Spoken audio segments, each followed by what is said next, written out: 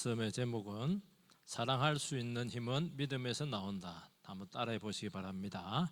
사랑할 수 있는 힘은 믿음에서 나온다. 우리 어머니나 우리 아내들을 한 분씩 생각을 해보시기 바랍니다. 집안에서 이런 늑들을 합니다. 나는 남편도 섬겨야 되고 자녀들도 돌봐야 되고 집안일도 다 해야 되고 내가 부탁한 것은 아무도 안 해주고 나를 괴롭히는 사람만 있고 나는 어디서 위로를 받으며 언제까지 섬기기만 해야 되나, 외롭다, 내 마음 알아주는 인간 없다. 아마 그런 말을 듣기도 하고 우리 여성분들 중에서는 이런 말을 하신 분도 분명히 계실 것입니다. 이런 말을 한 것은 내가 더 이상 집안일 안 하겠다 그 말이 아니고, 사랑은 해야 할 게 너무 많은데 사랑할 힘이 바닥이 나서 그런 거예요.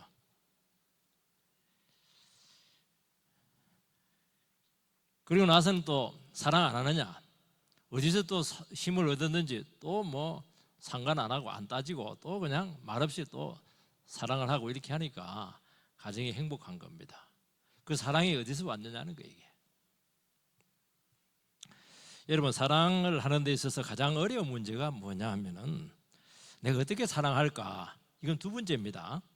아니, 아무리 어떻게 사랑할까? 뭐 사랑할 힘이 있어야 뭐 어떻게 하든지 말든지 할 거 아니겠어요? 가장 필요한 것은 사랑을 해야 되는데 사랑할 힘이 없는 거예요. 왜냐하면 우리 안에는 사랑을 만들어낼 수 있는 셈이 없어요. 예수님은 어떻게 사랑을 했을까? 요한복음 6장 57절을 한번 띄워주시기 바랍니다. 요한복음 6장 57절 같이 읽겠습니다. 시작. 살아계신 아버지께서 나를 보내심에 내가 아버지로 말미암아 사는 것 같이 나를 먹는 그 사람도 나로 말미암아 살리라. 잠깐 띄워놓으시기 바랍니다. 내가 아버지로 말미암아 사는 것 같이, 이게 비결이었어요. 예수님도 자기 힘으로 사랑한 것이 아니고 아버지가 주시는 힘으로 사랑을 하게 된 것입니다. 내리셔도 되겠습니다. 그러니까 하나님에 대한 단순한 이 신뢰, 요 믿음으로 사랑의 탱크를 채워서 그 가지고 있는 사랑을 갖고 막 영혼들을 사랑을 했죠. 믿음은 뭐냐? 믿음은 상식적으로 이해되는 거, 내 힘으로 할 수 있는 거, 이거는 누구나 하는 거예요. 믿음 없는 사람도 다 할 수가 있어요. 너무 불합리합니다. 그리고 이해할 수가 없어요. 무엇보다 객관적으로 현실적으로 감당할 수가 없습니다. 이때 신뢰를 하는 거예요. 그게 믿음이죠. 나를 넘어서서 믿고 나가는 게 이게 믿음이라는 거예요. 예수님께서는 아버지 하나님으로 인해서 살아가지 않았겠습니까? 이 믿음이 예수님의 모든 사역을 견인했고 모든 관계를 이끌어갔던 원동력이 된 줄 믿습니다. 여러분의 모든 인생과 삶을 끌고 가는, 관계를 끌고 가는 원동력이 어디에 있습니까? 여러분 안에 있는 힘으로, 말주변으로, 어떤 자기 가지고 있는 소유로 안 됩니다. 금방 바닥이 나요. 본문에는 사복음서에 나오는 유일한 본문이에요. 다른 거는 사복음서에 안 나오면 딱 이것만, 오병이의 기적만 나옵니다. 그 정도로 중요한 거예요. 여러 가지 이 본문이 뭘까? 사람들은 많은 그 해석을 했는데 제일 중요한 게 뭐냐? 오늘 말씀입니다. 사랑하는 데 필요한 힘은 과연 어디서 오는가? 이 질문을 하고 있는 거예요. 우리 삶을 끌고 갈 수 있는 원동력의 힘이 어디에 있는가? 남편에게 있어요? 돈 많은 시아버지에게 있어요? 아니라는 거예요. 천지를 만드신 하나님의 사랑을 받음으로써만 가능하다는 것입니다. 첫 번째는 방해받은 휴식이 나오고 있습니다. 30절 31절을 띄워주시기 바랍니다. 30절 31절 같이 읽겠습니다. 시작. 사도들이 예수께 모여 자기들이 행한 것과 가르친 것을 낱낱이 고하니 이르시되 너희는 따로 한적한 곳에 가서 잠깐 쉬어라 하시니 이는 오고 가는 사람이 많아 음식 먹을 겨를이 없음이라. 오늘 이 본문은 앞구절 14절에서 29절 세례 요한의 순교당한 그 설명이 나온 후에 바로 나오고 있습니다. 세례 요한은 누구냐? 예수님의 사촌 6개월 앞선 형님이에요. 헤롯 왕이 자기 동생 헤롯 빌립의 아내와 눈이 맞아가지고 그 이혼시키고 그래서 이제 결혼을 한 건데 세례 요한은 그걸 못 봐주는 겁니다. 어떻게 지도자가 동생의 부인을 하고 눈 맞아서 결혼하냐? 그걸 그냥 공개적으로 비난을 한 겁니다. 그래서 생일날 헤롯의 생일날 그냥 참수를 당했습니다. 왜 이게 문제가 되냐면은 사람들은 세례 요한이 혹시 하나님께서 구약 때부터 예언했던 그 메시아가 아닐까 그렇게 많은 사람들이 믿고 있었습니다. 그래서 언제 혁명이 나는가 거기에 대한 소문이 파다하게 있었습니다. 로마 사람들도 이스라엘 백성들을 지배를 하면서 워낙 기가 따갑도록 인류를 구원할 메시아는 이스라엘로부터 온다, 유대인으로부터 온다 하는 그런 의혹을 다 가지고 있었던 것을 알 수 있습니다. 그 당시 시대 분위기를 알 수가 있는 것이죠. 예수님께서는 자기들이 행한 것과 가르친 것을 낱낱이 구하니 제자들이 전도 여행을 떠났죠. 2명씩 해서 전도 여행을 떠났는데 역사가 너무 많이 일어나게 되었습니다. 12명이 2명씩 6개 조로 갔는데 병자도 낫고 귀신도 떠나게 되고 온 그 갈릴리 지역에 그냥 완전히 그냥 성령의 역사가 나타나게 되었고 그리고 막 회개하는 일들이 막 일어나게 되었던 것입니다. 사람들이 얼마나 은혜를 받았든지 제자들이 철수를 했는데도 막 따라온 거예요. 문제는 뭐냐니까 그 갈릴리 지역을 지배하고 있었던 그 헤롯 왕이 자기가 참수했던 세례 요한이 환생한 것은 아닐까, 다시 부활한 것은 아닐까 굉장히 두려워했던 거예요. 그럼 예수님이 주 타겟트가 될 수밖에 없는 것입니다. 주님께서는 뭐라고 말씀했냐니까 너희는 따로 한적한 곳에 가서 잠깐 쉬어라. 2가지 의미를 가지고 있는 것입니다.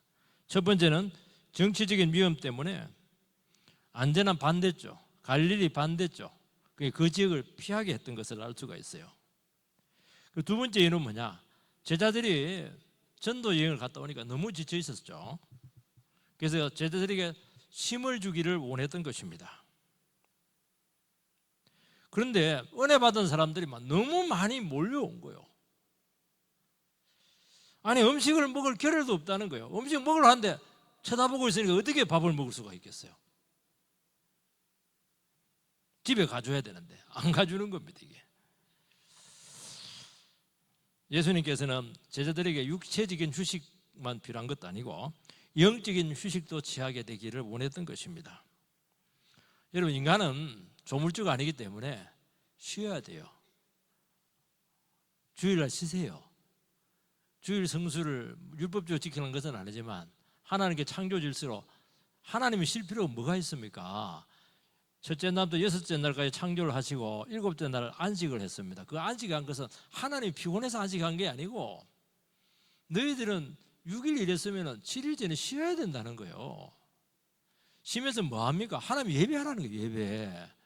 예배를 해야 창조의 기쁨도 누리고 왜 살아가는 것도 알게 되고 하나님께 축복도 받고 말씀도 듣고 인생이란 이런 것이구나 자기도 되돌아보게 하고 쉬니까 또 막 머리가 막 살아나고 살아갈 맛도 나고 창조력도 생기기도 하고 너무 많은 축복을 주기 때문에 그렇게 하는 거예요. 우리는 욕심이 많아가지고 못 쉬어요. 그 능력을 오른 것 같아요? 아닙니다. 주님께 쉬라고 한 것은 쉴 때 훨씬 더 복이 있기 때문에 쉬라고 하는 것이지 그 하루 쉬면 일당이 얼마인데 그렇게 하면 못 쉬는 거예요. 이게 여러분 시간 많다고 쉴 수 있을 것 같습니까? 머리는 딴 데 있는데요. 여러분 우리 인간은 몸만 쉰다고 되는 것이 아니고 주님과의 영적인 소통이 필요한 거예요. 왜 영혼이 막혀 있잖아요. 다 막혀 있거든요. 영혼이 답답한데 무슨 쉼이 있겠어요? 불안한데 어떻게 잠을 잘 수가 있겠어요? 예배는 뭐냐? 주님 안에서 안식하는 시간입니다. 여러분 지금 이 시간 안식하는 주무시라는 게 아닙니다. 하나님 말씀 안에서 쉼이 오는 것입니다. 수고하고 무거운 짐진 자들아 다 내게로 오라. 내가 너희를 쉬게 하리라. 예수님께 오라는 거예요. 예배에 오라는 거예요. 그걸 쉬게 해주겠다는 거예요. 말씀을 들으면 삶이 정리가 되잖아요. 우리 인생 가운데 내가 다 지고 있거든요. 주님께 맡기는 거예요. 그럼 가벼워지죠. 감당할 수 없는 일들이 얼마나 많아요. 주님께 감당하게 해주겠다는 거예요. 우리는 다 지고 있어요. 양손 양발. 그건 내려놓으라는 거예요. 그러면 삶이 가벼워지죠. 우리는 주님께서 해야 될 일까지 내가 다 하려 하니까 하나님도 아니면서 얼마나 인생의 짐이 무겁겠습니까? 그래서 이게 7일째 주일 성수가 되어야 일 집착에서 벗어나게 되고 일 중독에 빠지잖아요. 중독되는 것은 이거는 죄입니다. 이게 결과가 나오는 게 아니에요. 결과는 하나님께로부터 나오는 거예요. 영혼이 살아나야죠. 여러분 하나님의 축복을 받아야 되잖아요. 자녀들은 부모의 사랑을 받아야 살아갈 수 있지 않겠어요? 그런 것들이 훨씬 더 중요하다는 거예요. 그래서 쉼이라고 하는 것도 믿음이 있어야 쉴 수가 있는 거예요. 우리 선조들은 당장 주일날 먹을 게 없더라도 먼저 하나님께 예배 더 드려야 된다. 돈 하나도 없어도 먼저 하나님께 바쳐야 된다. 그 정신으로 살아났잖아요. 그 믿음이 있어야 된다는 거예요. 32절에서 34절 말씀을 띄워주시기 바랍니다. 32절 제가 먼저 읽겠습니다. 이에 배를 타고 한적한 곳에 갈새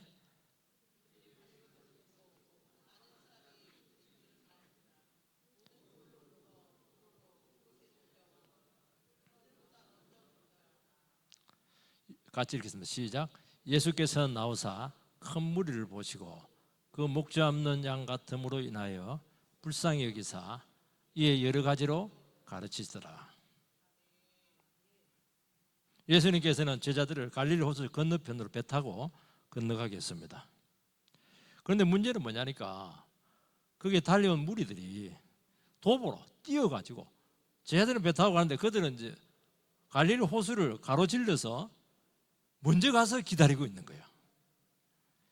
여기서 이제 나온 사람들을 백성이다 그렇게 하지 않고 무리다 그렇게 표현하는데 어려운 말인데 오클로서 이 뜻을 가지고 있습니다.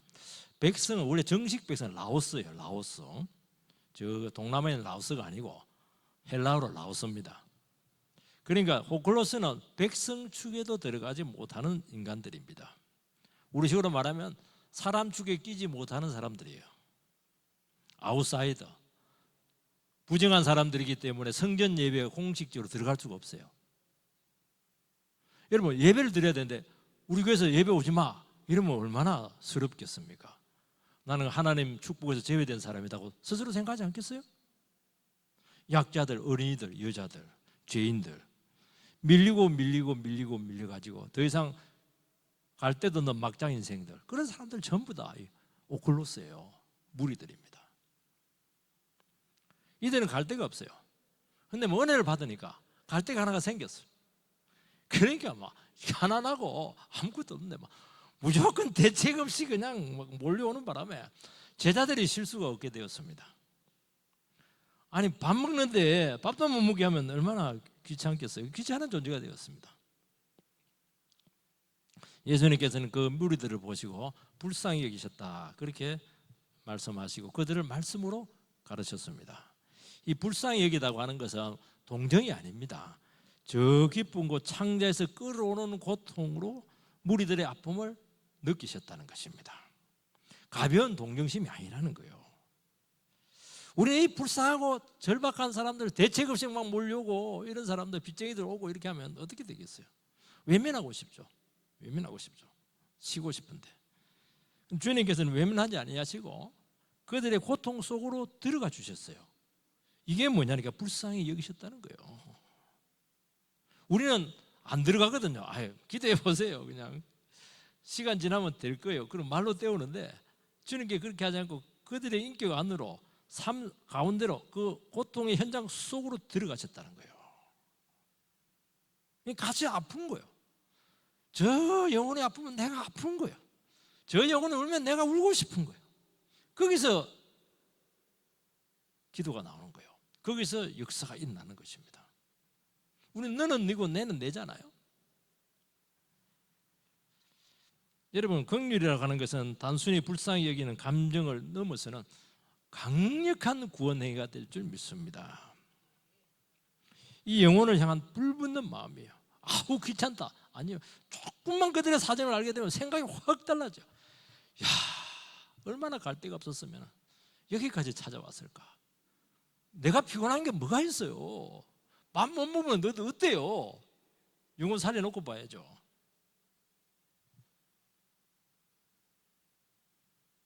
그래서 예수님께서는 목자의 심정으로 그들을 바라봤다, 그렇게 말씀하고 있는 것입니다. 이해관계로 본 거 아니에요. 귀찮은 존재로 본 것이 아니고 그들의 영혼의 상태를 아시고 그들이 얼마나 구원이 필요한가 하는 것을 아시고, 그들에게 제일 중요한 게 뭐겠어요? 밥 먹이 주는 거면 돈 주는 거예요? 물론 우리는 그게 필요할지 모르겠습니다. 아니에요. 영적인 필요를 채워주시게 되었는데 말씀을 하루 종일 가르쳤어요. 그 사람도 다 굶었는데, 예수님도 굶고 제자들도 굶고 배가 꼬르륵 하면서 그냥 계속 말씀을 가르친 거예요. 참 열정이 대단하지 않겠습니까? 우리는 뭐 1시간 지나면 언제 끝나는 거야 이렇게 할 텐데 말입니다. 우리는 주님께 나올 때 정말 아무 대책 없이 나올 때가 참 많습니다. 왜냐하면 도움받을 곳도 없고 이끌어줄 사람도 없고 내 마음 알아주는 사람도 없고 전부 다 나 달라. 내가 어디 그냥 뭐 떡이냐 다 떼가게, 나는 뭘로 사냐, 참 이런 고백이 있을 것입니다. 버림받은 심정이고 참 방치되었다 그렇게 여기시는 분들도 계실 것이고, 갈 곳이 없어요. 돈이 있으면 갈 곳인데 돈이 없으면 갈 곳이 하나도 없어요. 교회는 올 수가 있어요. 근데 주님께 나가면 뭔가 길이 있겠지, 이 지푸라기라도 잡으려는 심정으로 나온다는 겁니다. 주님께서는 그 영혼들을 지금 목자의 심정으로 그들의 고통에 바로 한가운데로 들어가서 같이 힘써주겠다는 거예요. 얼마나 감사해요. 여러분들 믿으시기 바랍니다. 너는 너고 나는 나다. 그러면 두 번 버림받는 거예요. 주님 절대 그렇게 하지 않아요. 다 버림받아도 나는 너의 세계 속으로 들어가 줄게, 너 문제 속에 더 들어가 줄게. 그러니까 우리 예수를 믿죠. 그리고 다급한 현실적인 필요를 채워주시기 전에 먼저 영적인 필요, 하나님의 말씀을 그들에게 풍성히, 그것도 조금 먹이는 거 아니고 시간 되는 대로. 왜 저녁에 말씀을 못 가르칩니까? 불이 없으니까, 막 그냥 캄캄하니까 모기도 있고. 여러분, 우리는 하나님의 사랑을 받아야 되고 하나님의 사랑을 통해서 내가 채워져야 되고, 여러분 내를 찾는 것은요, 세상에서 뭔가 가진다고 해서 내를 찾는 게 아니에요. 하나님의 사랑을 받으면 내가 소중해져요. 나를 찾는 거예요. 내가 사는 목적이 막 살아나요. 살 맛이 나는 거예요.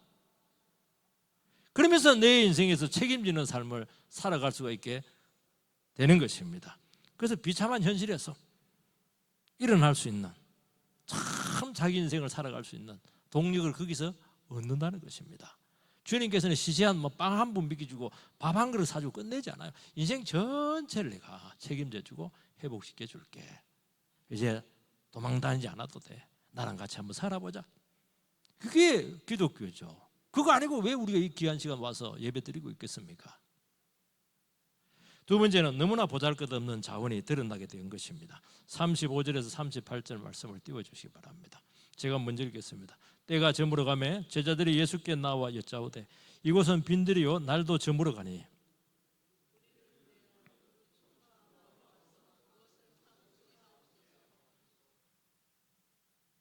무리를 보내어 두루 총과 마을로 가서 대답하여 이르시되 너희가 먹을 것을 주라 하시니 여짜오되 우리가 가서 200데나리온의 뜻을 사다 먹이리까. 이르시되 너희에게 떡 몇 개인지 가서 보라 하시니 알아보고 이르되 떡 5개와 물고기 2마리가 있다이다 하거늘. 저녁이 어둑어둑해지니까 제자들이 걱정이 되었어요. 남자만 5,000명이니까 여자들 아이들 합하면 1인 가족 4인이면 2만 명인데 걱정이 되었어요. 예수님께 먼저 가가지고 보내시죠. 각자 알아서 자기 먹을 건 해결해야 되잖아요. 이 사람들 그 전날도 굶었고 아침부터 하루 종일 굶었어요. 그 빈들이 식당이 없습니다. 식당이 있어도 그 사람들 갈 수가 없어요. 상식적으로, 합리적으로, 현실적으로 제자들의 판단이 맞는 거예요. 각자 자기 인생은 자기 거니까 알아서 해결하게 해 주십시오. 예수님께서 뭐라고 말씀하냐니까 너희들이 먹을 것을 주라는 거예요. 세상에 이런 황당하고 이런 말도 안 되는 불가능한 요구를 왜 하시냐는 것입니다. 그러니까 제자 중에 한 명이 있다가 당장 다른 성경에 빌립이라고 그렇게 되어 있는데 머리가 수학적이에요. 계산을 합니다. 예수님 이들 다 먹으려면 200데나리온인데요. 1데나리온 하루 품삯이니까 20만 원이면 200데나리온이면 4천만 원입니다. 합리적인 계산을 근거로 해서 딱 거절을 하죠. 이런 계산을 탁탁 이래가지고 말을 탁탁 합리적으로 하는 사람들은 거절을 굉장히 잘해요. 거절 못하는 사람들은 이게 논리적이지가 못해요. 얼버무리고 이렇게 하니까 막 그냥 거절을 못하고 계속 이러면서 그냥 끌려가는 것입니다. 이게 빌리면 똑 부러져요. 이러면 좀 더듬하게 보이는데 막 계산은 얼마나 잘하는지 몰라요. 대책이 없기 때문에 그렇다는 거예요. 주님께서는 네가 부모님 모셔.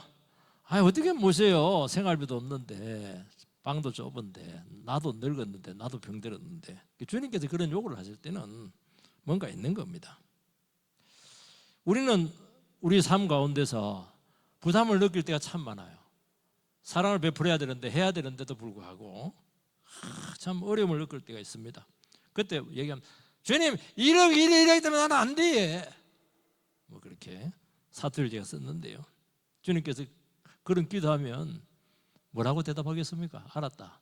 네 인생이 네 거니까 네가 알아서 하면 될 거 아니야. 그렇게 하는 것이 아니고 네가 이러는 거야. 네가.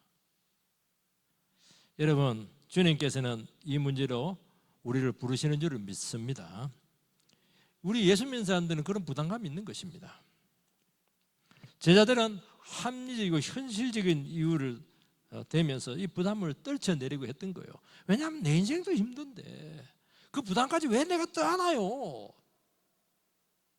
주님께서 다 딴다는 거 아닙니다. 적어도 영적인 부담은 가지라는 거예요. 나와 무관한 일이다. 아니 잘라버리고 자유하지 말라는 것입니다. 이거는 왜냐하니까 영혼에 대한 관심의 문제거든요. 우리는 정말 이게 합리적이다 보니 이성적이다 보니까 개인주의적이다 보니까 굉장히 무신경합니다. 무책임해요.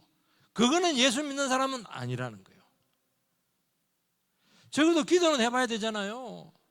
알아는 봐야죠. 불쌍한 마음을 가지고 안타까워하고 이런 마음은 가져야 되지 않겠습니까? 처음부터 안 된다고 딱 그냥 잘라버리고 외면해버리고 바람 썰렁하게 그렇게 하면 어떻게 하냐는 것입니다. 나도 너한테 썰렁하게 한번 해볼까? 그럼 어떻게 하시려고 그래요? 우리 안에 긍휼이 있으면 뭔가 할 것이 있다는 것입니다.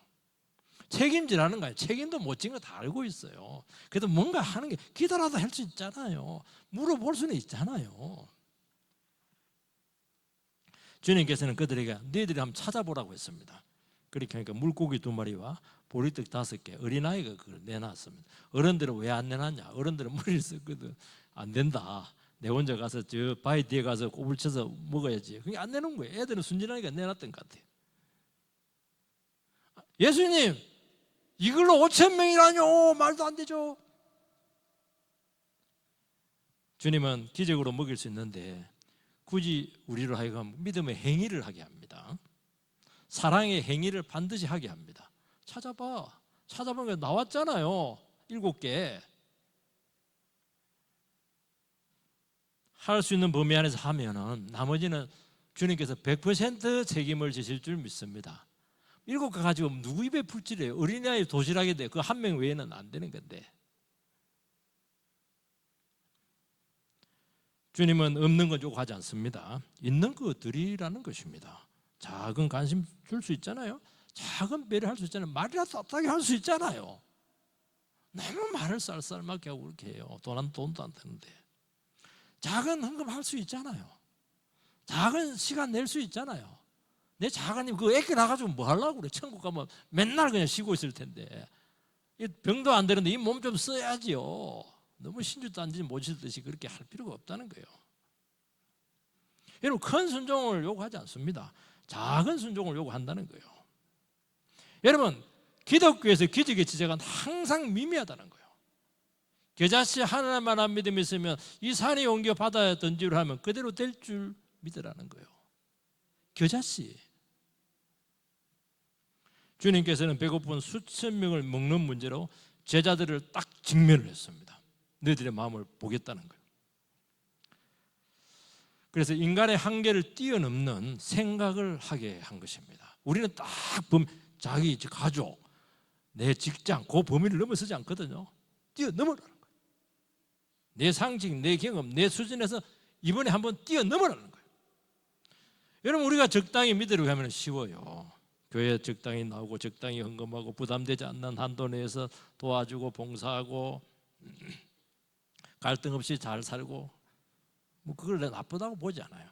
늘 그 모양이잖아. 10년이 가도 신앙이 똑같아요. 남이 하는 대로 하고 세상이 하는 대로 일해서 가족 돌보고 잘 먹고 잘 살고, 그걸 제가 비판하는 게 아닙니다. 그 수준에서 벗어나지를 못해요. 가족, 내 새끼 외에는 벗어나지를 못해요. 주님은 내가 먹을 것을 주라는 거예요. 너희 옆집에 있는 그 사람 네가 먹을 걸 주라는 거예요. 기도만 하지 말고 네가 해라는 거예요. 내가 기도하라는 거예요. 기도 안 하잖아요. 기도하면 나한테 하라 할까 싶어가지고. 네가 책임을 지라는 거예요. 청년 청소년 문제 그렇게 막 그냥 애달파면은 네가 헌신하라는 거예요. 예수님께서는 아버지께로 향하는 모든 삶이 아버지로부터 왔다고 고백했잖아요. 그럼 너희들도 내가 하나님의 아들을 믿는다 한다면은 나를 향해라는 거예요. 이 어려운 문제를 가지고 믿음을 가지고 나를 바라보라는 거예요. 내가 누구냐? 내가 앞에 있는데 왜 뭐 안 써내는 거예요? 내가 너희들 앞에 뽀젓이 존재하고 있고 말씀을 들었고 내가 누군지 알 텐데 왜 나를 의지하지 않냐는 것입니다. 우리는 사랑의 한계에 부딪히면 일단 물러섭니다. 부담에 대해서. 주님께서는 이게 너무 중요하다는 거예요. 그 한계를 통해서 이때 아니면 네가 언제 믿음을 쓰겠냐. 믿는 자에게는 능치 못함이 없느니라. 믿음을 쓰라는 거야. 안 되면 안 되는 거죠. 뭐. 안 되지만 하나님 아버지 주님은 될 줄 믿습니다. 그러면 되는 거예요. 안 될 것 같죠? 안 하니까 안 되는 겁니다. 100% 될 줄 믿어요. 안 되면 믿지 마세요. 주님 부여하시면 왜 못 나가냐는 거예요.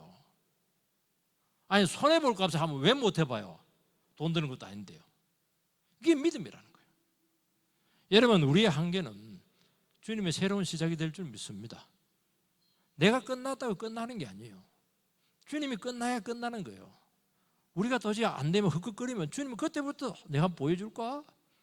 딱 주님께서 우리에게 보여주실 줄 믿습니다. 세 번째는 흘러넘치는 풍성함이 예수를 통해서 왔다는 것입니다. 39절에서 42절 말씀을 띄워주시기 바랍니다. 제가 먼저 읽겠습니다. 제자들에게 명하사 그 모든 사람으로 때를 지어 푸른 잔디 위에 앉게 하시니 예수께서 떡 5개와 물고기 2마리를 가지사 하늘을 우러러 축사하시고 떡을 떼어 제자들에게 주어 사람들에게 나누어 주게 하시고 또 물고기 2마리도 모든 사람에게 나누시매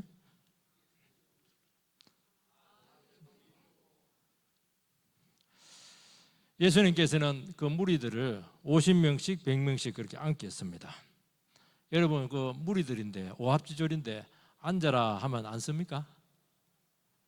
뭘 보고 앉아요? 가만히 뛰기라도 있으면 앉지만 아무것도 없어요. 지금 뭘 보고 앉습니까?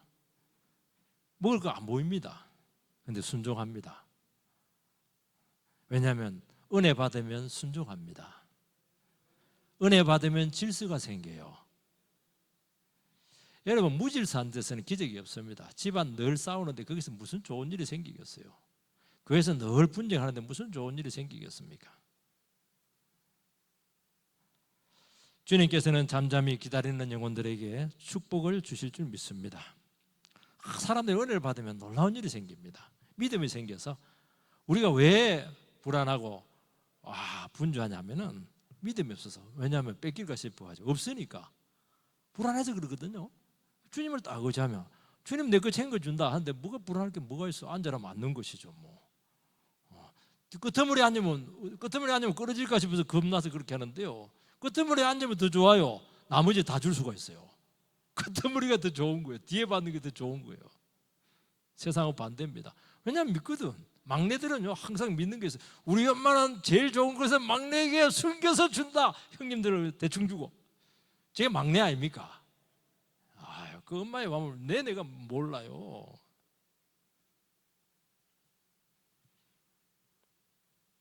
여러분, 안정감이 생기고 질서가 생기고 집안도 은혜 받고 이러면 식구들이 다 알아요. 성도들이 다 알아요.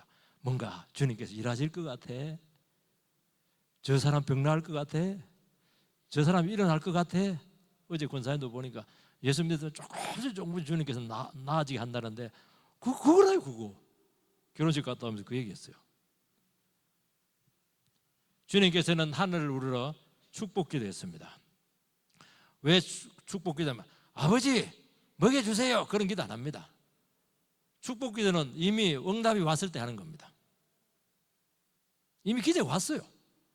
내 안에 기적이 왔어요. 기적을 보고 있습니다. 지금 그게 감사가 되죠. 현실은 없어요. 그대로입니다.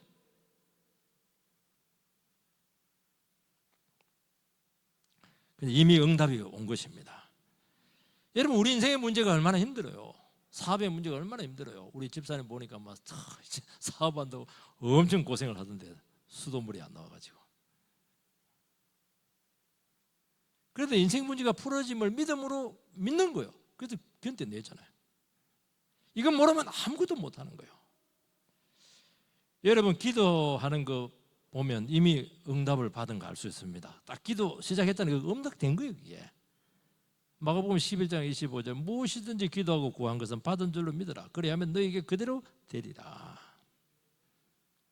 저는 설교 전에 이미 은혜가 왔어요. 안 해봐도 은혜가 이미 와 있어요. 감사하고 기도하는 겁니다. 설교하는 거예요. 가보지 않아도 이미 다 알아요. 한나가 아들 때문에 얼마나 고생을 했습니까? 그런데 한날 기도를 했더니만 얼굴에 수색이 싹 없어졌어요. 늘 슬펐는데, 늘 괴로웠는데 이미 임신을 했어요. 바로 사무엘 임신해서 낳아버렸잖아요. 애가 들어선 게 아닌데 이미 믿음으로 한 거예요. 떡을 떼어주니까 계속 챙기는 겁니다. 믿음으로 떡을 떼야 돼요. 떡 떼가지고 줬는데 없으면 어떻게 하려고 그래요? 이거 몇 떡거리 된다고 이걸 줘. 자기 입으로 털어 넣어버리고 거기서 끝이에요. 나눠줍니다. 반 떼가지고 계속 생기는 거예요. 생기는 거예요. 움켜쥐면 끝이에요. 여러분들, 내가 먹으면 거기서 끝입니다. 드리면 인생길 열릴 줄 믿습니다. 내가 움켜쥐면 거기서 여러분 인생길은 막히는 거예요. 우리는 자꾸 움켜쥐려고 그러거든요. 풀으세요. 움켜쥐면 썩어요. 물도 썩어요. 흘려보내야죠. 나눠주면요 신기한 일이 너무 많이 생기는 거예요. 해봐야 돼요. 경험을 해봐야 된다는 거예요. 내 것, 내 시간, 내 물질, 내 힘 나누시기 바랍니다. 그러면 사랑을 베풀 기회가 계속 생깁니다. 우리는 사랑을 베풀 기회가 굉장히 부담스러운데 아니에요. 여러분, 축복이 사랑을 베풀 기회가 많이 주어지는 게 축복이라니까요. 그 말은 뭐야? 주님께서 계속 공급해 주겠다는 게 들어있는 거예요. 이게 나를 믿고 네가 거기서 틀어 안 막을 줄 알기 때문에 계속 기회를 주는 거잖아요. 여러분, 영혼과 교회를 위해서 계속 낭비를 하시기 바랍니다. 교회 와서도 시간 너무 그렇게 하지 마세요. 교회에서 그냥 죽치고 있으세요. 그것도 믿음이에요. 우리가 하나님의 말씀에 은혜 받고 자기 자신을 드릴 때 기적은 지천에 널려 있는 거예요. 하나님 나라는 빈약하지 않아요. 계산이나 합리성을 능가한다는 것입니다. 배가 고팠어요. 주님이 먹을 것을 주었잖아요. 그것은 예수가 생명의 근원이 되신다는 것을 보여주고 있는 것입니다. 띄우지는 않겠습니다. 다 알고 있을 겁니다. 여호와는 나의 목자시니 내가 부족함이 없으리로다. 다윗이 고백이잖아요. 다윗이 왕인데 뭐가 부족해요? 아니라는 거예요. 부족함이 없다는 건 너무 풍성했다는 거예요. 그가 나를 푸른 초장에 누이시고 그들을 위해서 내게 상을 베푸시고, 보니까 막 다 배불리 먹고 막 12광주리가 남았어요. 내 잔이 넘치나이다. 흘러 넘치는 풍성함을 주님이 만들어내셨다는 것입니다. 마지막 절 6절, 내가 정령 하나님 예수의 선하심과 인자하심이 너를 따르리라 말씀했잖아요. 여러분, 예수님께서는 선한 목자가 되어주셔서 우리를 돌보시고 은혜로 체험하시고 정령 평생도록 선하심과 인자하심이 따른다는 거예요. 은혜가 넘치고 풍성함이 넘치고 이렇게 살아야 돼요. 다윗이 무엇가 부족해서 왕인데 주님을 목자로 삼겼어요. 자기 힘으로 다 살 수 있는데 그거 갖고 안 된다는 거예요. 주님이 주시는 것은 너무 풍성하다는 거예요. 우리는 빈약하고 부족해요. 문제가 생기면 삶이 엉망진창이에요. 돈이 없으니까. 선한 목자께서 우리를 감싸 안으시고 우리의 삶의 세밀한 부분까지 돌보실 줄 믿습니다. 이걸 알아야 부유하다는 거예요. 배부르게 먹고 12광줄이 남았어요. 굶다가 배부르면 너무너무 행복하잖아요. 우리 전체가 막 그렇게 행복해졌어요. 이 기분 막 경험해봐야 알 수가 있어요. 여러분, 사랑은 사랑하는 것으로 시작하지 않아요. 사랑은 사랑을 받는 것으로 시작을 하는 것입니다. 사랑을 받아야 사랑할 수 있는 자유가 생기고 자원이 생기게 되는 것입니다. 받은 것만 줄 수 있는 거예요. 왜 내가 사랑을 못할까? 평상시에 사랑을 못 받으니까 사랑을 못하죠. 많이 있다고 해서 사랑할 수 있을 것 같아요? 더 움켜집니다. 불안해가지고. 주님은 신뢰할 만한 분이시고 그분에게 나가면 돌봐주실 줄 믿습니다. 그의 사랑을 받아들이는 것이에요. 무리들이 막 너무 좋아가지고 착각을 해서, 야, 이 사람 왕사모면은 막 우리는 막 모든 먹는 문제 해결되겠다. 주님께서 그 쫓아버렸어요. 왜 나를 이용하려고 하는 거야? 내가 뭐 자판기야? 주님 너무너무 불쾌하게 생각하셔서, 나는 너희들의 생명의 근원이 되시고 모든 행복의 근원이 되시고 나를 갈망하라는 것이 왜 나를 이용해서 너희들의 현실적인 문제를 해결하려고 하는 그런 못된 생각을 하느냐는 거예요. 내가 너희들에게 축복이지 않냐는 거예요. 나를 사랑해야지. 나를 예수를 좋아해야지. 여러분, 빈약하고 힘들 때마다 그분을 사랑하세요. 도와달라고 하세요. 사랑을 힘을 달라고 하세요. 넘치게 줄 줄 믿습니다. 수고하고 무거운 짐자들아 다 내게로 오라. 내가 너희를 쉬게 하리라. 나는 마음이 온유하고 겸손하니 나의 멍에를 메고 내게 배우라. 그리하면 너희 마음이 쉼을 얻으리니 이는 내 멍에는 심고 내 집은 가벼움이라. 수고하고 무거워요. 괴로운 인생길이죠. 주님은 쉬게 해주겠다고 말씀을 합니다. 짐을 가져가니까 쉬죠. 짐지는 법을 가르쳐 주는 겁니다. 우리는 짐이 없는 것을 생각하는데 안 그럽니다. 여러분, 짐은 하나를 져야 돼요. 예수의 짐을 지든지 말씀의 짐을 지든지 세상의 짐을 지든지 죄의 짐을 지든지 가족의 짐을 지든지 인생의 짐을 지든지 짐을 하나를 져야 돼요. 자유로운 사람은 없어요. 예수의 짐을 지라는 거예요. 왜 사람의 짐을 지고 그렇게 해요? 저 사람은 우리에게 도와줄 수 있는 조건이 되지 못하는데요. 잘 지게 해줄게. 내 멍에는 쉽고 가볍다. 우리는 멍에가 어깨 주세요 그렇게 하는데 그러면 안 됩니다. 멍에를 져야 돼요. 예수의 멍에를 메시기 바랍니다. 그러면 최고의 풍성함이 있게 될 줄 주의 이름으로 축원드립니다.